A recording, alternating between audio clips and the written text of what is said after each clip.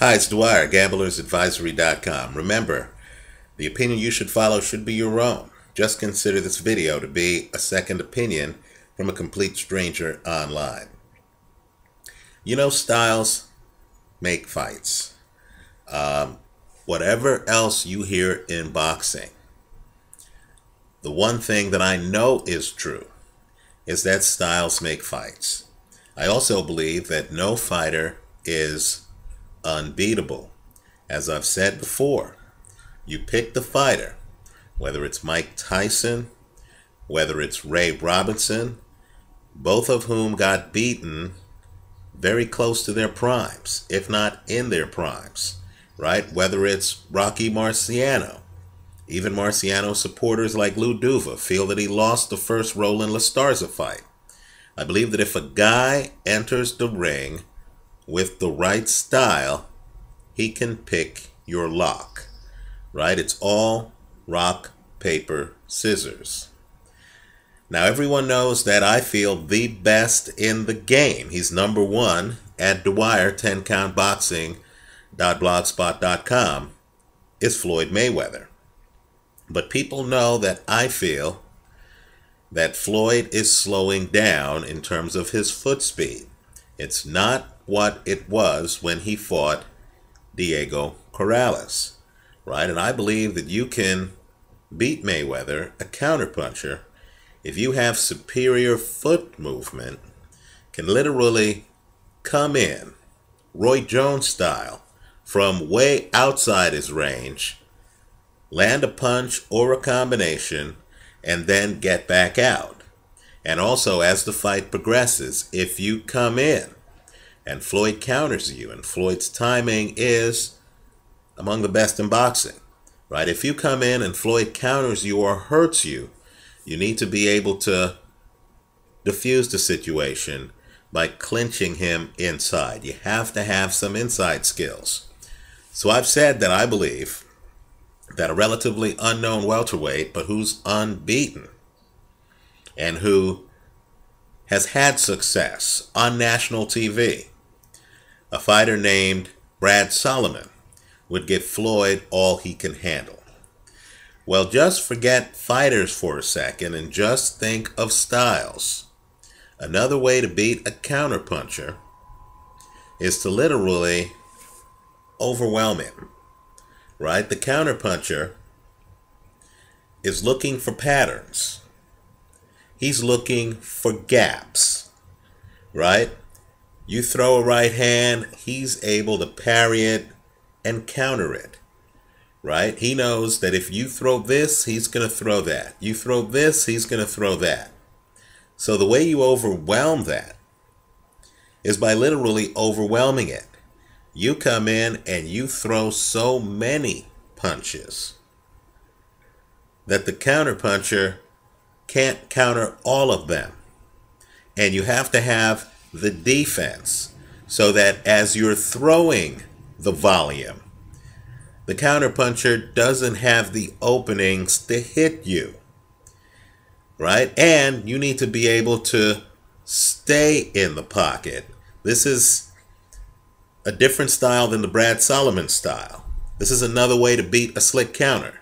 If you can stay in the pocket, defend yourself, overwhelm the counterpuncher with volume, get around the defense by varying your punches. Now, if I'm sounding vague and ambiguous, and if you don't know what I'm talking about, what I need for you to do is to watch yesterday's fight between a fighter named Leo Santa Cruz and Vusi Malinga. It's the first time I've ever seen this Leo Santa Cruz other than little snippet highlights, right? This was the first fight where I was able to actually watch the guy. And all I can say is, wow. I don't care how old the guy is. I hear the guy is young. They mention it on the telecast. I don't care what age this guy is. This guy right now, in my opinion, belongs on a pound-for-pound list. He's going to go on my page, the Dwyer 10countboxing.blogspot.com. Let me plug it again. as soon as I update that page, because this guy is a rare talent. More importantly, this guy's a bantamweight. He would never fight Floyd. The size difference would be too great. I believe Floyd would obviously beat any bantamweight out there. But let me say, style-wise, if you can find a welter or a junior middle who can fight like Leo Santa Cruz, that style would give any counterpuncher, especially a counterpuncher who's slowing down in his mid-30s, all kinds of problems. Let's talk about that style. This Santa Cruz guy, in a word, he's special. He just won the bantamweight title vacated by Abner Maris. And I just think this guy has more upside than Abner Maris. This guy is good. Let's talk about why. If you're able to catch punches on your forearms, right, for defense, as opposed to just taking a step back and having the punches come short, right? If you actually don't have to use your legs for defense, if you can stay in the pocket, deconstruct the other fighter, and literally catch his shots on your forearms, like Dmitry Pirog does, like Leo Santa Cruz does, then that opens up a whole new world. Because if I'm close enough to catch a punch on my forearm, then I'm closer to you than I would be if I'm using my legs for defense. Right? Not only that, if I can roll while I'm catching the punches, in other words, if my defense is not passive like Joshua Clottey, where I'm either defending myself or I'm throwing punches, right? If my defense is more fluid, where I'm coming inside and as you throw and as I'm catching your punch with my forearm, I'm actually rolling and throwing my own punch. If I can do that, then I'm much faster in the ring. Much faster. And I'm much more dangerous. Because I can literally be in your neighborhood, in your wheelhouse, still have my defense going while I'm being offensive. Now, if I can actually combine that with high volume and have the kind of inside game where I'm not a mid-range hooker, I'm not necessarily coming inside just to throw hooks to the body, but I'm literally coming inside to throw straight punches, right, in addition to the hooks. And if I have the kind of game where I can then just drop and hit you with brutal body punches in the middle of combinations, so you have to guard against the volume up top while I'm going down low and hitting you where you're not defended with brutal shots in the body. And unlike an ambush fighter, I'm actually able to keep the pressure going. Think James DeGale. I'm actually able to stay there in front of you. Then you have a completely special fighter. That is Leo Santa Cruz's style. The kid throws a lot of punches in a round. He's accurate. He's great inside. In other words, he has his hands up. He doesn't even grapple with you. He just gets right up on you, and then he's hitting you, and it's hard to hit him.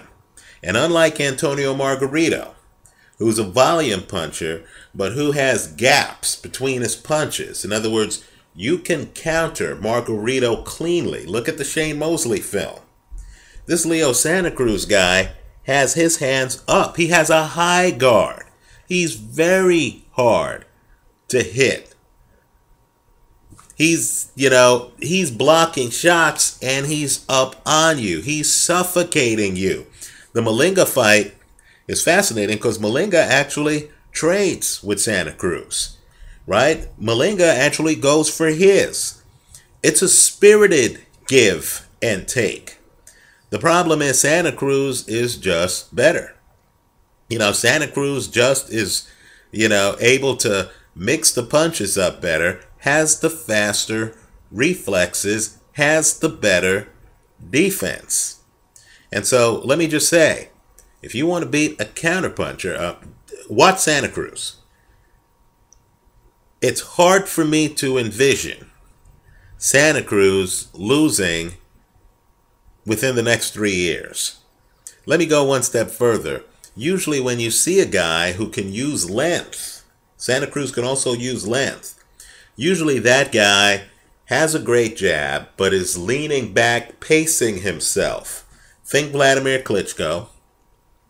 Think Johnny Gonzalez, closer to Santa Cruz's weight class.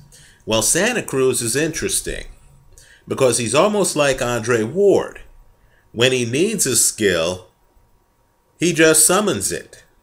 So if he needs to fight long, he can actually take a step back and hit you with a jab. Right? He's always high volume. But you notice that he actually has a jab. He can dodge your punches by creating distance between the two of you. But where he's at his absolute best is when he comes inside. And he's so good, he doesn't have to wrestle with you once he's on the inside. And he can stay inside, unlike an Amir Khan or a Manny Pacquiao. Right? And so, if you're into different fight styles and you want to see a volume puncher with defense who can actually work the body without just being a mid-range hooker, right? And who's pretty precise with his punches. In other words, it's not just high volume, it's high volume precision. Then I would encourage you to take a look at this guy. Let's just say he's made an awfully strong first impression on me. He won the IBF Bantamweight title last night. I believe he's going to keep that title for some time. This guy deserves your attention. Let me know what you think. Leave your comments for me here online. Visit us at gamblersadvisory.com. Thanks for watching.